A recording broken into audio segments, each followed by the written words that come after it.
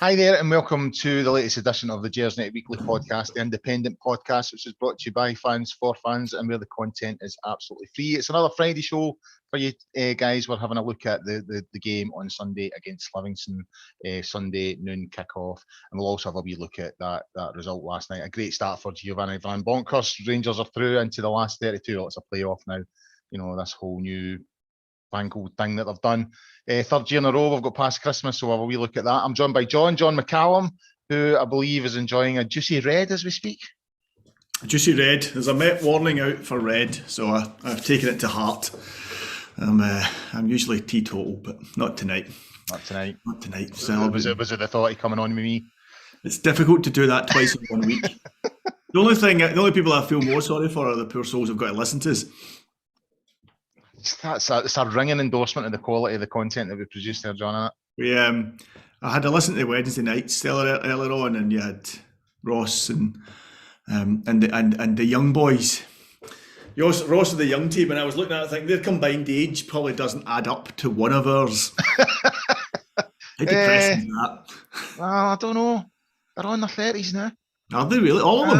Aye. Well, they should be better than they are then. I was letting them off because they're young. Aye, because Ross turned 30 this year. I'm sure Ross is the youngest. Yeah. I'm sure Dougie and Gary are already in their 30s. That hairline of his as well, you think? I know. He's catching up with us, to be honest. Anyway, John, I thought we would obviously have a wee look at last night, a big result, and then we'll go on and have a wee look at Sunday's game against Livingston. I was at the game last night. I had a disaster. I met Alex Anderson to do some post-match content and uploaded it to the wrong YouTube channel. So that was brilliant. Kerrydale Street Live. I was sitting there like loading it and loading. I was like, why is this not loading? I woke up this morning and I was like, what on the new? Was that logged into my own YouTube channel? And I went in, and sure it was there. It was every time I've attempted to load it, it was there. So aye, a bad night. Anyway, a bad night for me, but a good night for the club. You know, a great result for Gio. His first game in charge, obviously. I don't know how you felt. I thought we looked improved in stages. You know, improved performances for the likes of Morelos and Tav and all that. I thought Bassey had a really, really good game. And a better collective performance, but still, I think we could have won by more. But there were still a few issues. I thought, there's definitely still work to be done in this team. Probably, arguably, best performance of the season. Certainly, like you said, patches. The first half hour, I thought we were really good. We were passing the ball quickly. We were creating chances. Thankfully, we took a chance. And didn't go behind. I was going to say after our talk on Sunday night with our friend from Feyenoord, Gio likes a nil, so he got his nil, and I think I like a nil as well. I think I'm kind of partial to a nil, so it was good. I think after Sunday we were all so down about Sunday. And so disappointed with the performance, so disappointed with how the team had played and how individual players had played, and then some of the stuff that came out afterwards it was all quite difficult. So night and day to that. And like you say, I thought pretty much everybody got pass marks. There was a few guys who still were frustrating me, but I think pretty much everybody got pass marks. And I think most pleasing for me was the way we moved the ball around. We kept the ball for periods of the game. We kept the ball well. We passed it quickly, Colin. It was quick movement. Yeah. But there was 15 minutes in the first half where they were on top, and then certainly the last kind of 15 minutes of the second half. But then they were always going to have a go. They were always going to come out. They were always going to create some chances. They're a decent team. Czech club football is of a decent standard. Yeah. And they were a decent team, and Alan McGregor earned his money. Thankfully, he doesn't listen to the Gersnet preview podcast. The young team were kicking him out. I noticed on Wednesday. Well, I've got to be honest with you. I've watched and listened to a few podcasts, and there was a few folks saying the same, to be honest with you. I'll not just have a go at the young team in our particular pod. I don't think he has looked the same, but I mean, that save last night, especially, I've got to be honest with you. I rewatched the game when I got home last night, and McCoy's made a comment in the sort of analysis that he felt he could have come for the initial cross, which I could kind of go with. I don't know what Goldson's doing. Goldson, well, I thought Goldson he's even trying to jump. He's just like, well, see, I thought there's been a shout. There's no way Goldson leaves that. There's been a shout. Well, he was leaving it. He never even attempted to jump for it. You know what I mean? Which for me says there's been a shout. Yeah, probably. And I don't know if I'm being a wee bit critical of McGregor. As the initial save's a good save, but it's where he puts it. I don't think he puts it out of harm's way, and he puts it right in the boy's head. But the second save, the instinct and the reaction to that at his age, at 39, 40, that's just incredible, I think. Yeah, and there was actually, because of those two saves, I think you've been really harsh on the first save. I've watched it a couple of times. I'm being harsh. Yeah, I think you've been quite harsh there. But because of those two saves in the second half, we've actually forgotten about the one in the first half. There's one in the first half he saved with his leg. The boy coming in at the near post, and he saved it with his leg, knocked it out. And that was actually a great save. And because the two in the second half were actually better, we've kind of forgotten about that one. Yeah. So, McGregor earned his money last night. And we spoke about this on Sunday. We spoke about the fact that McGregor's never been a keeper to come and come out and take the corner. It's never been that. He's never been that kind of keeper. And arguably the best keepers can come and do that. But McGregor's never been that kind of keeper. McGregor's been the kind of keeper who does what he did last night, which is not a great deal, and then suddenly pull off a save that makes you go, oh, wow. I had the good fortune of, I'd forgotten the Celtic game was being played early, and I kind of finished up my stuff, and I thought, I'll catch the preview, I'll see what the team is, so I turned on BT Sport early, and here the Celtic game was on. So there was 10 minutes to go, and they were 2-1 up, and I'm like, oh, you're kidding. And of course, I picked the right 10 minutes to watch. But what was interesting, and I haven't seen it in today's media, was I thought their keeper was absolutely at fault for both those late goals. Joe Hart. I've had this very debate with a mate today. I thought both those goals were savable. Yeah, the second goal, I never saw the first one, but the second goal went through his legs. Yeah. And even the third one, the boy hit it well. You could see. It's going to the corner. But he's like diving in installments. Yeah, that's what I thought. So, whatever we say about McGregor, and I understand why he's a criticism this season, because they've all deserved criticism this season at different points. Last night, was immaculate. Last night was why he is held in the esteem, and I think is why managers have consistently chosen him, because they know he's capable of doing that. They know that when it comes to that kind of stop in that type of environment, there's very few better than him. I agree with you. It wasn't the perfect performance. We had periods where we kind of seemed to lose our way a wee bit, and allowed them to come back into it, and they definitely did create some chances. But we're playing, we're playing a very good team. What anyone says, they're a very good team. They're better than any other. They're better than anyone domestically in Scotland. That's a team that took 8 goals off Celtic last season in 2 games. That's a team. But to be fair, Celtic were dog shite last year, though. You know what I mean? Well, at the point they played Sparta, they were still actually doing okay. But either way, they would have finished second in Scotland last season. Let's bear that in mind when we look at the match overall. It's unlikely you're going to go through a game against a team like that and them not have any possession. They're not going to create any chances. But I agree with you. There was times when you just thought, "Oh, we're not passing it just now. We're not holding on to the ball. We're giving it away easily." Yeah. But I mean, overall, I think we have to look at the positive aspects here. Excuse me. And it probably could be the best performance of the season so far. It's certainly much improved. Certainly not the free flowing, fluent sort of Rangers of large chunks last season, but certainly controlled the game, controlled the tempo, possession, that kind of stuff. And I think they deserved 2-0 at least. You know, at least they had a couple of really good chances. I mean, that one where Aribo Wine never went with his head, I'm not quite sure. And they've had other chances in the game as well. So I think it would have been criminal, actually, if Sparta had got that goal and, you know, snatched it right to the death. And I've been there before with Sparta. My first European game was Sparta Prague. And I've still got the scarring for that night, because we were 2-0 cruising through, and then Nisbet and Gorham done this thing, and it was in the closing stages. I'm sure it was in like the last 5 or 10 minutes, and we just couldn't come back and get the third. You know what I mean? So that was in the back of my head all night last night watching it, and that wee Stramash right at the end, I thought, oh, here we go. You know what I mean? This is when it happens. So no, it's good. I mean, in terms of, it's the third year in a row we've got into the last 32, got beyond Christmas. I mean that in itself, when you consider where we were before Steven Gerrard arrived, and I know we're all still smarting a wee bit about Gerrard. I know you not so much.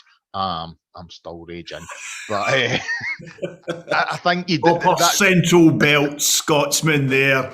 Raging. It's a blood feud until we die now. Another reason I'm raging is I got a replica of his jersey for the 2005 Champions League final with his number, and I thought I'll get that signed. And then COVID hit. I got it just before COVID hit, so you couldn't go anywhere near the ground or the training ground to get it signed. And things are just gone back to normal, and he buggers off, and so that's another reason. Ask Santa for World Cup final, Dutch World Cup final top, and get Gio to sign that for you. Make it up. Sorted. We'll do a whip round with a listener. Chris, I've lost my thread now. What were we talking about? Steve, I mean, that's one thing you've got to give him credit for. I mean, pretty much from the get-go, I mean, the European performances were top-notch. Okay, we never got out of the group stage the first year, but every year since. We get into the group, so we were really pleased. I'll be honest with you, getting into the group that year, that was job done for me, because it'd been so long. But I mean, for 3 years in a row, to get out of the group and into the knockout stages. And the thing is, the way it's set up this year, I mean, some of the teams we could face, you're looking at possibly AC Milan, Dortmund. I think there's a possibility Barcelona might be a team that finishes third in their group. It could be a big tie for the club. You know what I mean? And if you are going to go out at that stage, surely you want to go out all guns blazing against one of the big boys, so to speak. I agree. Well, do I agree? I mean, let's say, getting out the group. Let's be honest here. We didn't qualify for the Conference League, so we have to accept that. All we've done is managed to get into the next stage of the Europa League. We haven't qualified for the Conference League. I had a smile this morning when I read that the BBC website. Like, what? I don't know if you remember when Celtic referred to themselves, when they lost the final in Seville. For a while in the Celtic news and their honours, it was UEFA Cup vice winners. Vice winners. That's what it was, right? And I saw a few Celtic fans saying today, it's not about not qualifying for the Europa, it's about qualifying for the conference. I was like, that is quality third polishing that, by the way. Listen, whatever keeps them happy. We can contend. I mean, because qualifying for the Europa, it's not for everyone. Let's be honest. No, it's not. And losing your first 2 games in the group and qualifying for the latter stages with a game to go isn't for everyone either. No, and a very un-Rangers way of doing it as well. Normally we start the group really well and then tail away, and then don't go, and then don't make it. Exactly. What I mean? Yeah, it's a very un-Rangers way of doing things. Who do I want next? Yeah, like you, there's a bit of me thinks, give us something brilliant. Let's just have a big, exciting name. Yeah. And then there's a bit you looks and thinks, maybe Porto, you think, we could beat them. The other team with Portuguese team we could beat. So I don't know. I'm just delighted to be there, because a few weeks ago it wasn't looking particularly likely. Yeah, it did look like the wheels might come off the wagon, even on Sunday. So the fact that we're even having this conversation, I'm just delighted about. And whoever we get, we must never take European football after Christmas for granted. That's where we are just now as a club, where we are in the league we're in, the kind of finance we've got. That's fantastic, and hats off to the players for achieving that again this season, and for everybody involved with the club. Let's commend the directors for the last couple of decisions they've made, and for backing the manager, and because it is fantastic to be in that position again, and looking forward to it, because it's the highlight of the season in many ways. You kind of need these games to just bring you alive. Yeah, under the lights, Livingston shortly. I know. We'll talk about that. I mean, I feel about Livingston. I don't think there's ever been a decent game of football played at that stadium. Right, it's just horrific. We'll come on and talk about that. But before we do, one wee announcement today, or a fairly big announcement. New assistant manager for Van Bronckhorst, Dave Voss, which is possibly the coolest name I've ever heard. You know what I mean? We were saying before we came on air, he sounds like some sort of 80s heavy metal guitarist. We've signed him from Whitesnake. He does though, doesn't you? He plays lead guitar for Voss Halen. You know what I mean? That's kind of what he sounds like. But I mean, I was kind of reading up on him today. You know, it was Ajax. I think it was under 18s coach. Very highly thought of. Van Bronckhorst obviously rates him, and so I mean, in terms of going Dutch, we're all in. We seem to be. The interview with Ross Wilson and Giovanni, when he was unveiled, he was asked about the backroom staff, and Ross Wilson had said, "We're trying to get somebody," and he said he's European, which we assumed meant he's not Scottish. Even though I should have known it meant he's also Dutch. He's another Dutch. We knew what he meant. I'll be honest, I had never heard of Dave Voss before yesterday, and his name kind of suddenly appeared. Ajax remain one of the best clubs of the last half century, probably longer. They have a remarkable record. They produce world-class football players. So if you've got a coach that they rate, then you have to say that's pretty good work from the club. I don't know a great deal about the guy other than what I've read today. And I was a wee bit concerned earlier to read that Van Bronckhorst doesn't know him. I just assumed him and Van Bronckhorst did their badges together, or had done, but apparently they don't know each other. Apparently this is so. That's a little interesting. I think the only thing I would say about this, the only tiny wee negative that I've got barking away at the back of my head, is that the backroom team just now, there's nobody who knows the Scottish game. Now, I know Van Bronckhorst played here, but it was 20 years ago, 25 years ago. There isn't anybody there who can say, right, see that Livingston team, see that guy there, and see the way they'll play. That's the only thing. Now, Defoe's there, and perhaps they're going to lean on Defoe for that kind of thing. Perhaps he's the guy who'll bring the local...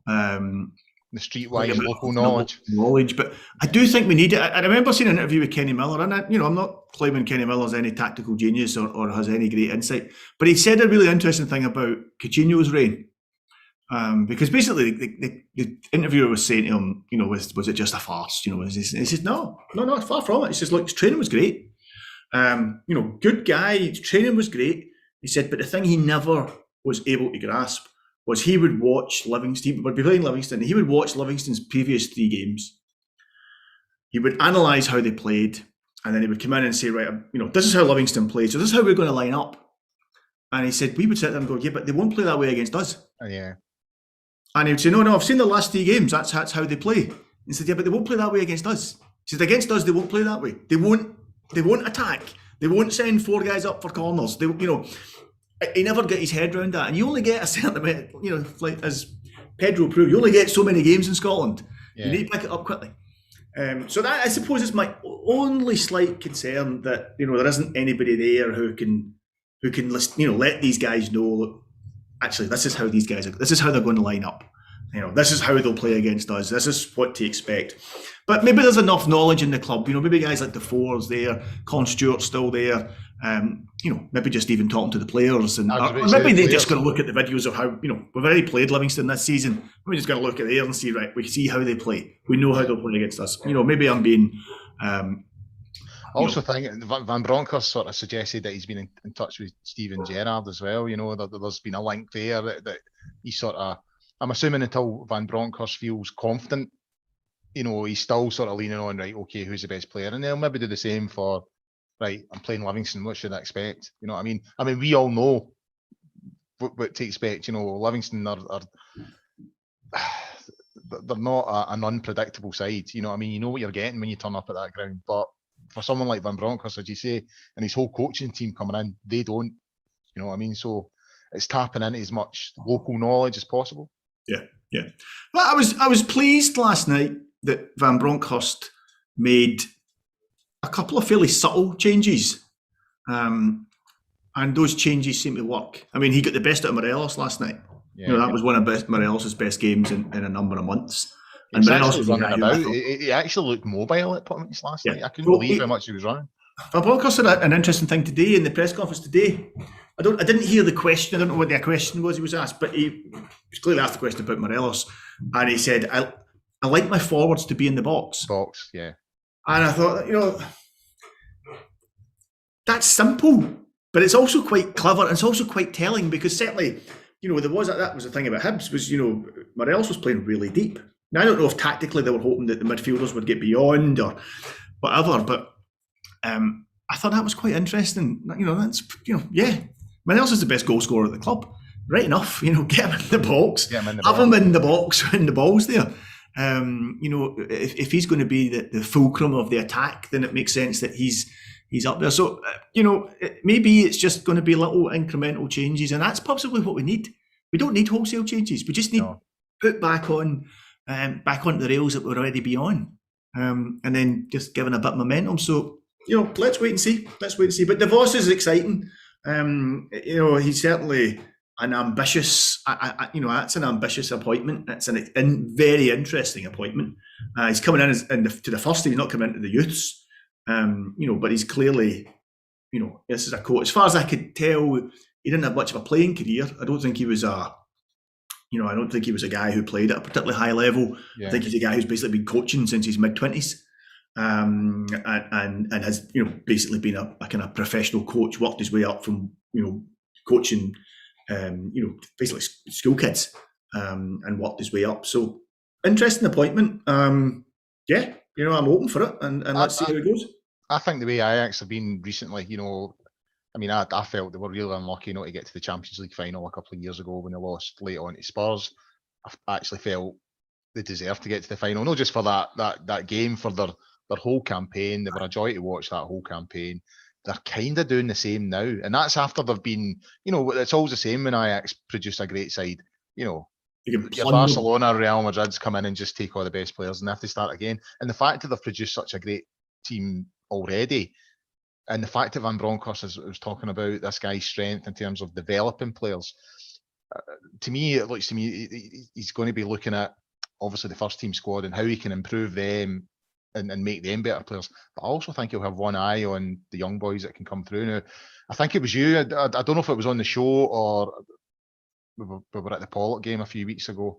You'd sort of said, you'd made a good point, I hadn't really considered it, was that Barry Ferguson might not have had the career he'd had if Walter Smith had stayed at the club. You know, Advocat came in, because it's true, Advocat came in and all of a sudden this boy that was in the reserves was, boom, the linchpin, the main man in the midfield.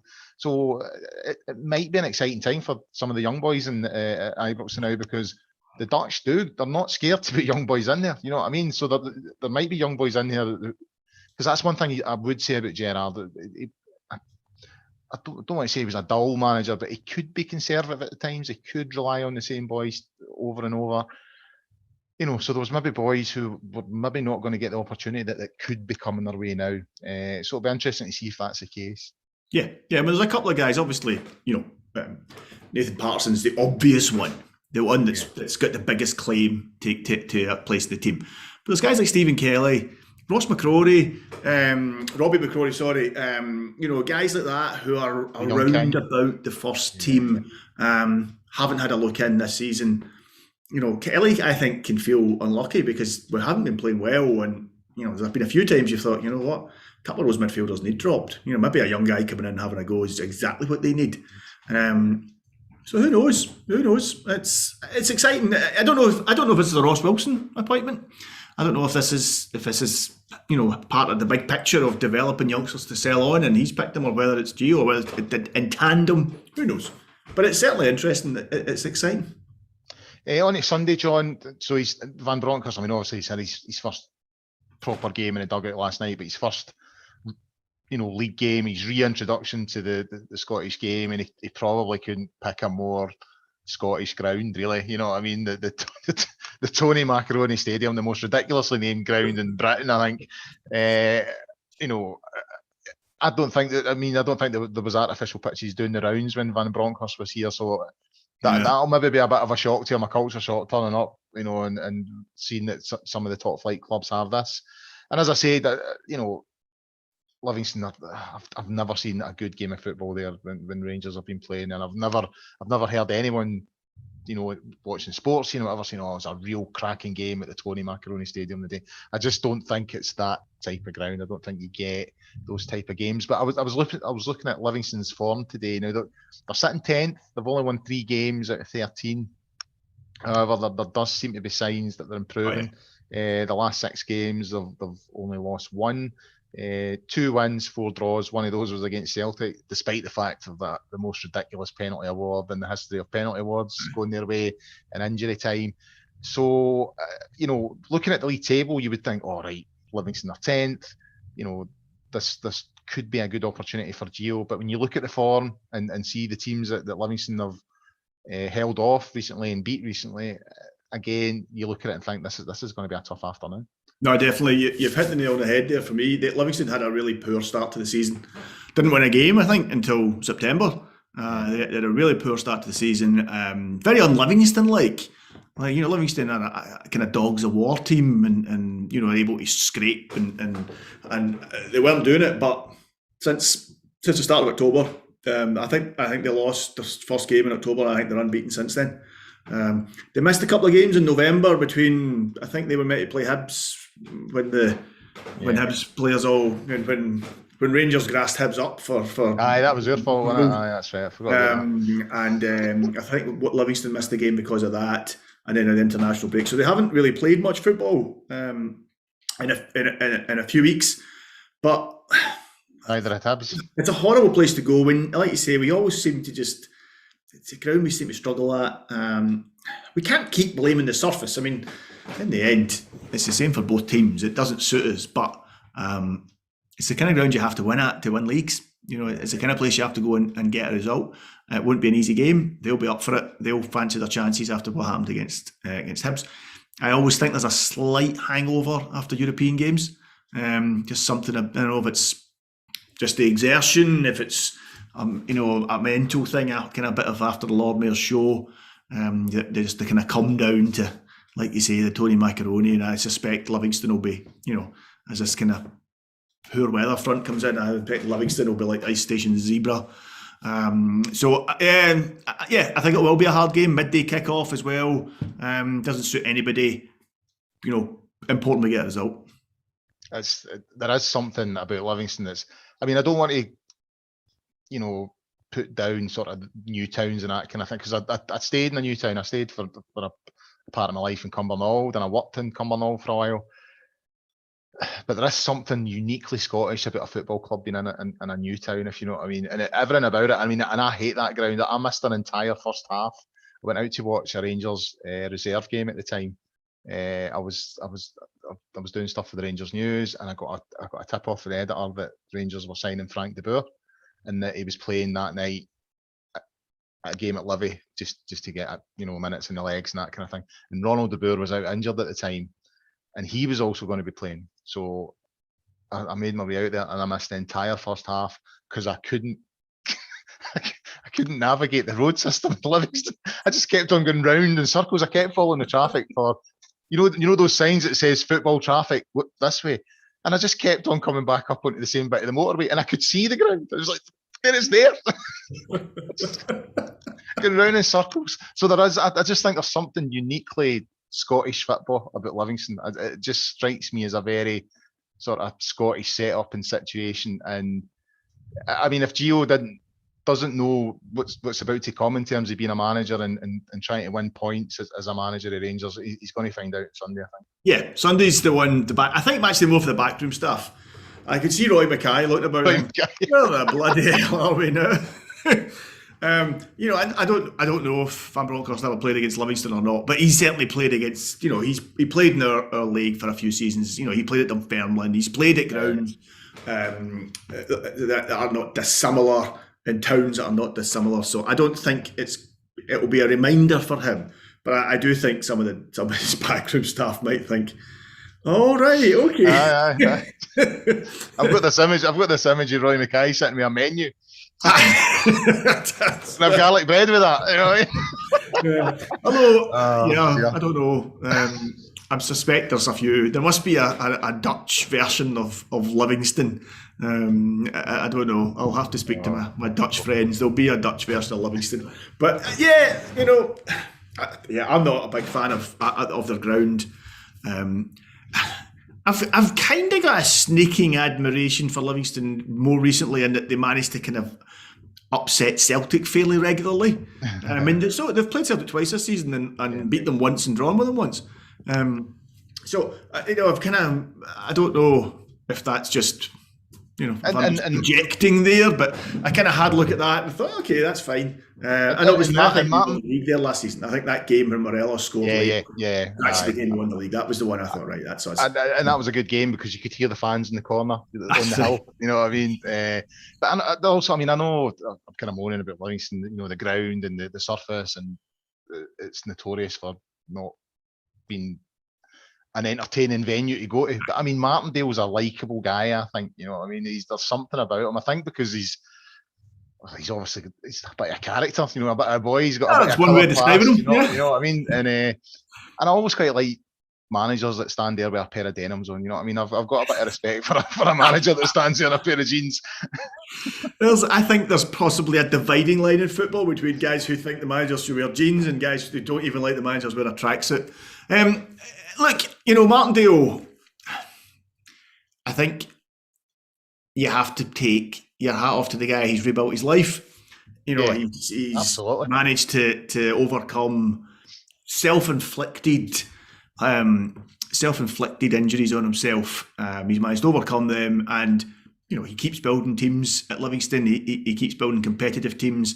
I don't know what Livingston's budget will be, but I doubt it's bigger than anyone else's in the league. I suspect it's probably got the smallest budget in the league now that Hamilton are down. Keeps building competitive teams. Livingston don't have a big support. So I suppose you have to, I don't know if I'd go as far as to say he's likeable, but I can admire that side. Admirable. Yeah, I know what you mean. Yeah. Look, if we turn up, Colin, if we play the way we can, we'll beat them. Yeah. You know, and that's the case with most games. It's just whether we can. And whether we will, and that's the big test here. But this will be what's interesting. Can they keep up that momentum? Can we find the form that we need to beat these teams? I mean, in terms of the squad, I mean, Gio gave his presser today. No sort of fresh injuries from last night, so you're looking at the three sort of long-termish ones, which is obviously Hollander, Roof, Balogun. Do we know how long Roof's out for? Well, he suggested that Roof would be back first. I mean, I'd heard my mate had said to me on Wednesday night there, but I was playing fives, and he said he thought he was out till Christmas. But the way Gio was talking today, it was maybe another 2 or 3 weeks or whatever, not as long as. Although that could take us up to Christmas, actually, innit? You know, it's not too far. It's not too far away. But he certainly suggested that Roof would be back before Balogun. So I mean, in terms of the team, I think you'll be looking at pretty much something similar to that went out last night. And the thing is, like, Celtic are at home to Aberdeen, and we know what Aberdeen do against Celtic, right? You know, that's a gimme. Yeah. You know, there's the 3 points, boys. On you go. You know, it's ridiculous how often they roll over to that mob. You know, so that, I mean, that makes it almost vital that we get a result. You know what I mean? Because it does put a little bit of pressure. If we get the 3 points, a tricky ground at Celtic struggle to get points on. You know, if we can go there and get the 3 points, puts a wee bit of pressure on them going into Aberdeen. And even if they do the inevitable and steamroller Aberdeen and get the 3 points, we've maintained that 4 point gap. Yeah, absolutely. It's very important. And I think there is a psychology to this, because I think it works the other way as well. If we don't get 3 points, it gives them a big fill up for the game. It suddenly gives them this opportunity. Their fans will be up for it. Their players will be up for it, and we all. I mean, even allowing for the fact that Aberdeen are ranked rotten this season, I still think even if Aberdeen were playing well, it's a gimme for Celtic. For whatever reason, Aberdeen can't take points off Celtic at Parkhead when it matters. So, whether they lie down to them or whether there's a psychological issue there, only Aberdeen can tell us. But I don't think having Scott Brown as your captain probably helps that, or will increase the likelihood of any change. So, it's important we win. Celtic are not far behind us. They've got a wee bit of momentum just now in the league form. They're doing quite well in the league, so it's important that we keep winning and keep demoralising them.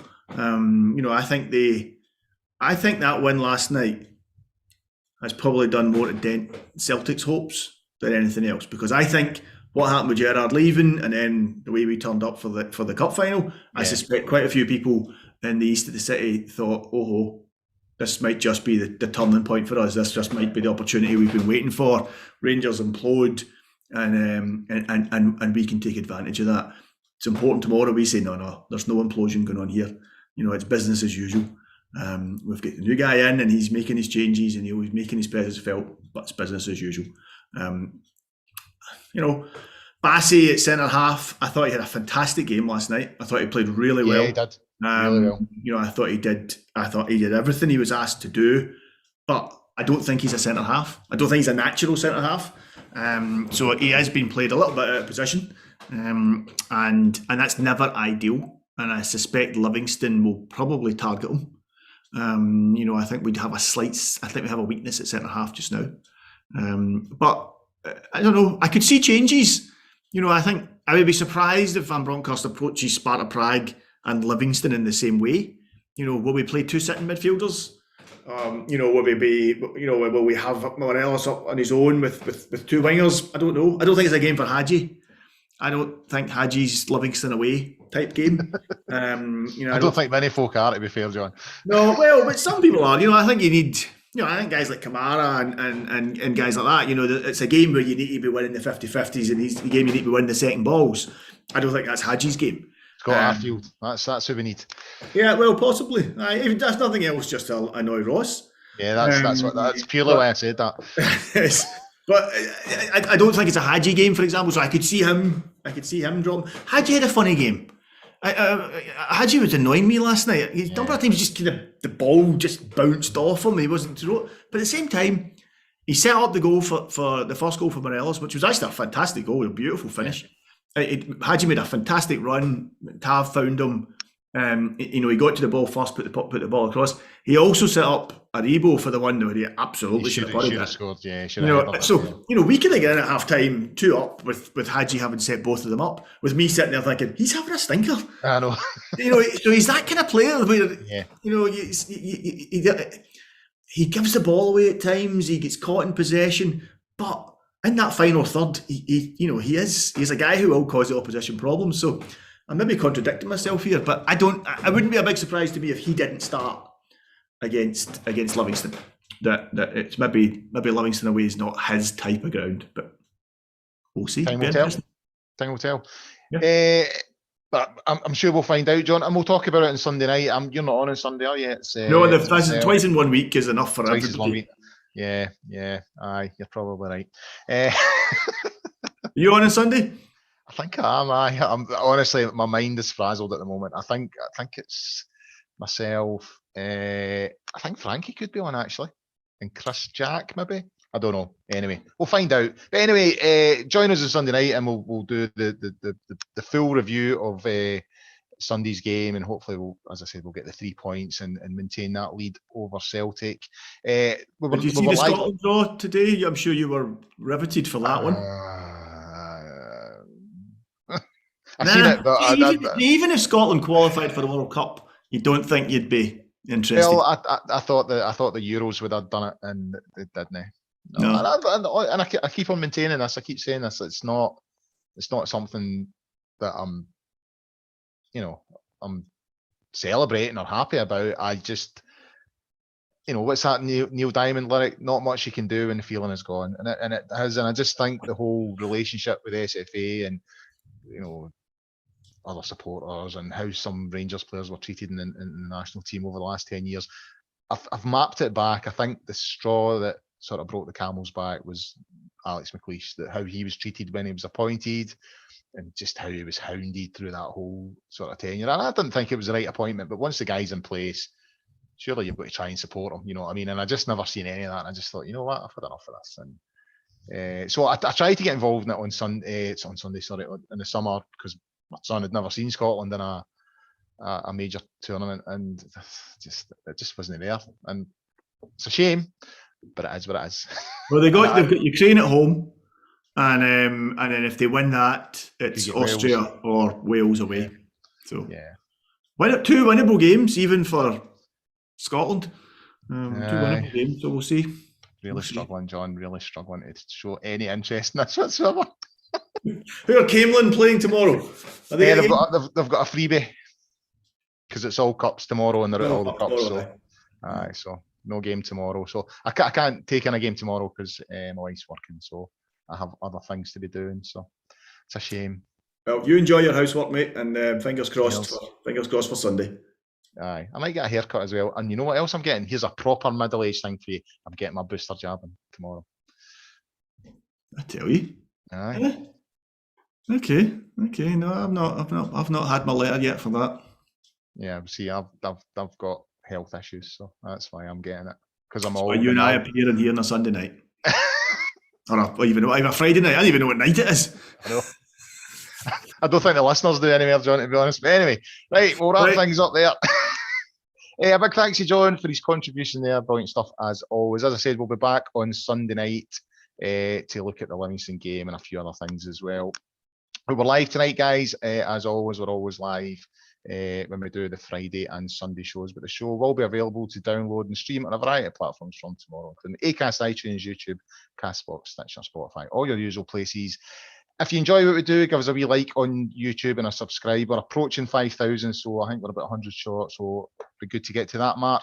Until Sunday night,